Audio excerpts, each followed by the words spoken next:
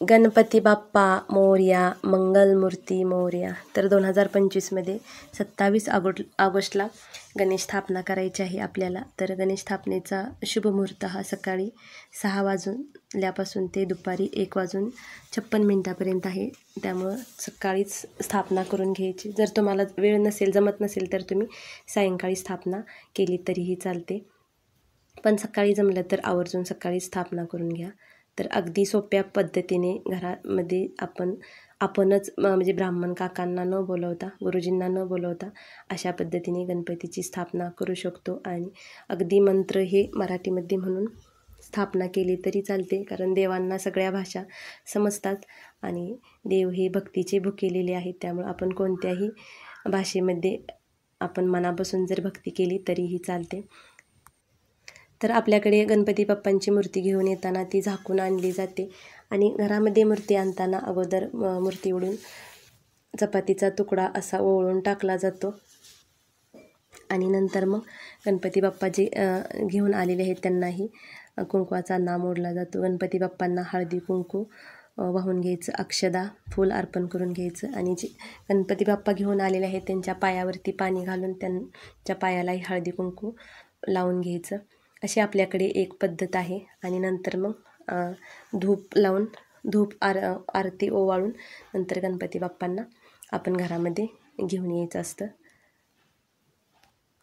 गणपती बाप्पांची मूर्ती घरामध्ये येताना जल्लोषात मूर्ती आली पाहिजे. गणपती बाप्पा मोरया असं आपण म्हणू शकतो किंवा घंटी टाळ असेल तर ते वाजवत गणपती बाप्पांना असं वाजवत गाजवत आणलं जातं घरामध्ये आणि त्यांची मग स्थापना केली जाते. तर अगदी सोप्या पद्धतीने आणि घरामध्येच आपण अशा पद्धतीने गणेश स्थापना करू शकतो. गणपती बाप्पांची स्थापना करायच्या आदल्या दिवशी आपण तिथली जागा सगळी स्वच्छ करून घ्यायची आणि डेकोरेशन ही आपण रात्रीच करून ठेवायचं, म्हणजे सकाळी आपल्याला गणेश स्थापना करायला जास्त घाई गडबड होणार नाही. बाकी पूर्वतयारी असेल तर मग सकाळी आपण स्थापना पटकन करू शकतो. तर अगोदर गणपती बाप्पांचे बाहेरून आरती ओवाळून त्यांना आत घेऊन यायचं आणि त्यांना बाजूला ठेवून द्यायचं. आता हे आपण सकाळी अगोदर लवकर उठून सगळं घर स्वच्छ करून घ्यायचं आणि आपली जी देवपूजा आहे, आपली कुलदेवतेची पूजा करून घ्यायची. कारण असं व्हायला नको गणपती बाप्पांची स्थापना केली आणि घरामधील देव पारोसेच राहिले. कारण सकाळी लवकर उठून ना अगोदर देवपूजा करून उंबरट्यालाही हळदीचं लेपन, उंबरट्याची पूजा करून घ्यायची. दरवाजावरही हळदीनं किंवा कुंकवाने स्वस्तिक काढून घ्यायचं. तुळशीचीही पूजा करून घ्यायची. तुळशीला हळदी कुंकू फूल अर्पण करून घ्यायचं.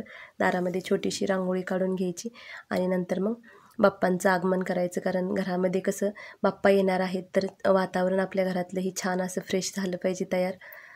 तर बाप्पांनाही छान वाटतं घरामध्ये आणि अशा पद्धतीने मग गणपती बाप्पांची नंतर स्थापना करून घ्यायची. जिथे स्थापना करायची आहे तिथं अगोदर हे सगळं साहित्य आपण गोळा करून ठेवायचं, म्हणजे नंतर आपल्याला साहित्य घेण्यासाठी सारखं उठायला लागू नये.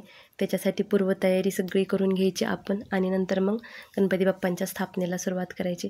आता तुमच्या घरामध्ये जर कर्ता पुरुष असतील तर त्यांच्याकडून स्थापना करून घ्यायची. जर काही कामानिमित्त ते बाहेर गेले असतील तर स्त्रियांनी केली तरीही चालते.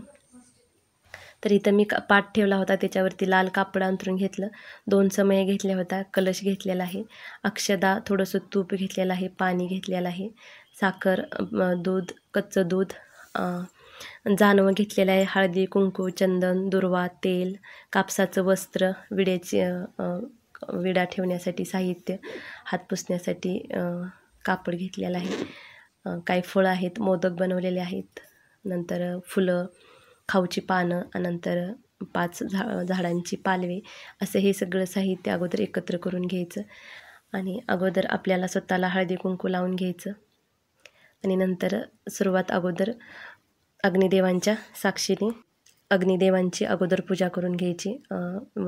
समईमध्ये वात आणि तेल घालून घेतलं, त्याच्यामध्ये हळदी कुंकू समय लावून घ्यायची आणि नंतर मग अग्निदेवांना हळदी कुंकू, अक्षता, फूल असं अर्पण करून घ्यायचं.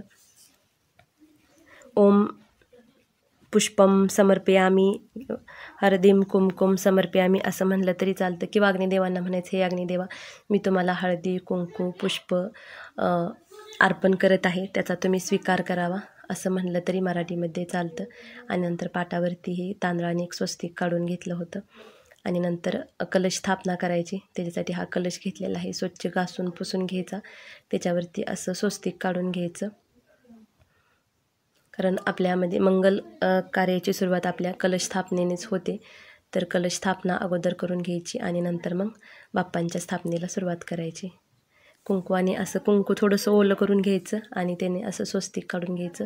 स्वस्तिक काढलं की त्याच्या बाजूने 5 अशा रेषा ओढून घ्यायच्या, खालून वरती रेषा ओढून घ्यायच्या 5.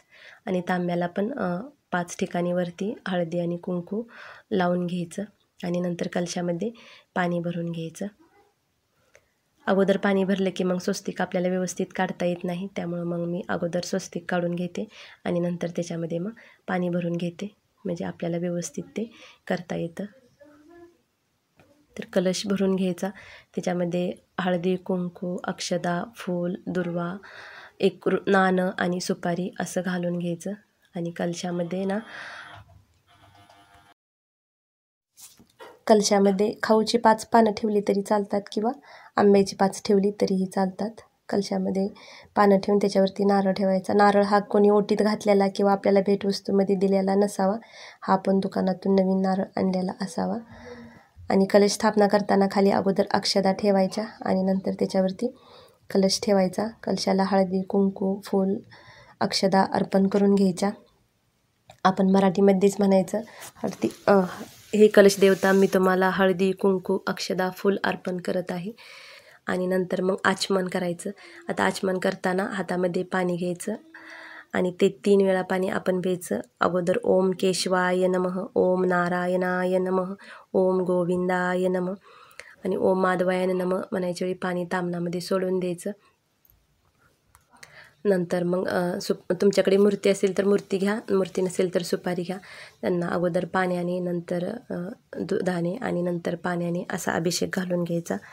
किंवा अभिषेक घालताना तुम्ही अथर्व शीर्षाचं पठण केलं तरी चालतं, किंवा ओम गण गणपते नमः, ओम गण गणपते नमः असा 11 वेळेस जप करायचा. खाऊची पानं ठेवली होती, त्याच्यावरती अक्षदा ठेवल्या आणि त्याच्यावरती गणपती बाप्पांना स्थान दिलं. हळदी कुंकू, अक्षदा, फूल अर्पण करून घ्यायचं बाप्पांना. आणि नंतर मग आपण मूर्तीची स्थापना करायची. आता स्वस्तिक काढलेलं आहे, त्याच्यावरती ही बाप्पांची मूर्ती अलगद अशी ठेवून द्यायची. आता ही मूर्ती कशी शाडू मातीची असते, त्यामुळे याला आपण अभिषेक घालू शकत नाही. तर काय करायचं, अगोदर पाण्याने आणि नंतर दुधाने असं फुलाने ना थोडंसं पाणी शिंपडून घ्यायचं आणि ओम गण गणपती नमः असं म्हणायचं. आणि नंतर हे दुर्वा घ्यायच्या तुपामध्ये बुडवून. आता आपला डावा हात आहे तो आपल्या छातीवरती हृदयावरती ठेवायचा आणि त्या दुर्वा आहेत त्या बाप्पांच्या अगोदर डोक्यावरती ठेवायच्या, नंतर हृदयावरती, दोन्ही हातावरती, दोन्ही पायावरती आणि पोटावरती लावायच्या. कारण ही बाजारातून आणलेली एक मूर्ती असते आणि आपल्याला त्याच्यामध्ये प्राण आणायचे असतात, म्हणजेच आपल्याला बाप्पांची प्राण प्रतिष्ठा करायची असते. तर अगोदर असं आणि नंतर मग बाप्पांना कापसाचं वस्त्र घालून घ्यायचं, जानवं अर्पण करून घ्यायचं. जानवं बाप्पांच्या डाव्या खांद्यावरून उजव्या हाताखाली असं सोडून द्यायचं. फुलांचा हार असेल तर तो घालू शकता, माळा असतील तर तुम्ही, किंवा फेटा असेल तर तो गणपतीच्या बाप्पांच्या डोक्याला घालू शकता. जे काही साहित्य आहे ते तुम्ही डेकोरेशन करू शकता. आणि नंतर मग एक विडा मांडून घ्यायचा. खाऊची 2 पानं घ्यायची, त्याच्यावरती सुपारी, हळकुंड, सुपारी, बदाम, नाणं असं ठेवायचं. विड्याला हळदी कुंकू, अक्षदा, फूल अर्पण करून घ्यायचं आणि नमस्कार करायचा. काही ठिकाणी 5 विडे ठेवले जातात, काही ठिकाणी 1 ठेवला जातो. नंतर बाप्पांना गुळ खोबऱ्याचा नैवेद्यही दाखवून घ्यायचा. नैवेद्यम समर्पयामी असं म्हणलं तरी चालतं, किंवा हे गणपती बाप्पा, मी तुम्हाला नैवेद्य अर्पण करत आहे, त्याचा तुम्ही स्वीकार करावा असं म्हणलं तरी चालतं. आणि हे जे 5 पालवी आहेत ते ना गणपती बाप्पांच्या पाठीमागं ठेवायच्या. ते बाप्पांचं विसर्जन करायच्या वेळेस त्या 5 पालवी विसर्जन करायच्या असतात, तोपर्यंत त्या तिथेच ठेवून द्यायच्या. नंतर घंटीची पण पूजा करून घ्यायची. हळदी कुंकू पुष्प अर्पण करून घ्यायचं. तुमच्याकडे शंख असेल तर तोही पूजेमध्ये ठेवला तरी चालतो.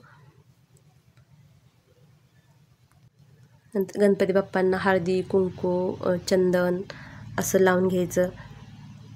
हळदीम कुंकुम समर्पयामी, पुष्पम समर्पयामी असं मंत्र म्हणला तरी चालतो.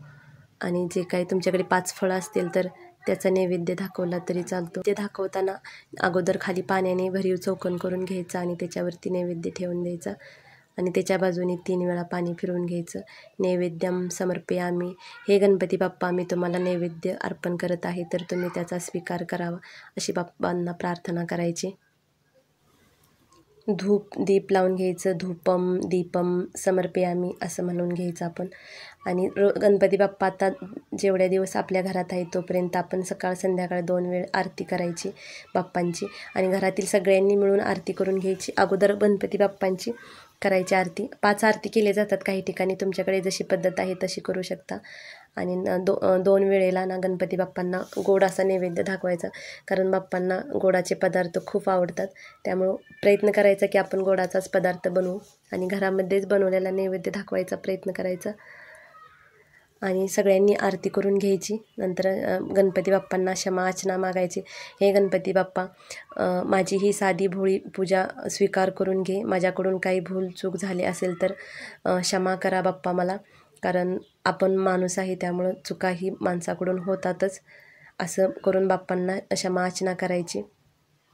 अगोदर बाप्पांना नैवेद्य दाखवून झाला की मग घरामध्ये सगळ्यांना बाप्पांचा प्रसाद वाटून द्यायचा. अशा पद्धतीने तुम्ही घरामध्येच अगदी साध्या सोप्या पद्धतीने पूजा करू शकता. तर कसा वाटला व्हिडिओ कमेंट करून नक्की सांगा आणि चॅनलवरती जर नवीन असाल तर चॅनलला सबस्क्राईब नक्की करा. सगळ्यांना गणेश चतुर्थीच्या बोला गणपती बाप्पा मोरया, मंगल मूर्ती मोरया.